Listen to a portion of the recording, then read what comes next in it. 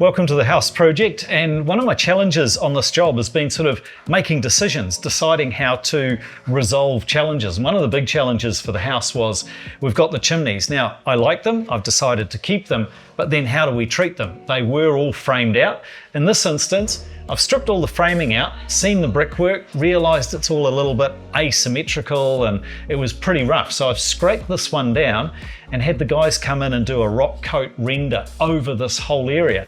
And then, to be honest, I was going to paint it, but I really like it. So we're going to clear finish this, but the other room is different. So this here is the same chimney as in the living room, and it's basically had the same treatment. I've scraped it all back, cleaned up all of the brickwork. The guys have come in, they've done the Rockcote render over it, and then we've simply painted it in the same colour as the wall. It's fair to say that one part of this house kind of steals the show. And interestingly enough for me, it was something that I wanted to get rid of right at the beginning. So I gave serious consideration to simply removing the chimney. It's kind of interesting that something that at the beginning of the project was a problem has in fact ended up being one of the standout features of the Huis Project. So the combination of the original form, all credit to the original brickies, then you've got the Rockcote render over the top, the clear finish, the Escea fire.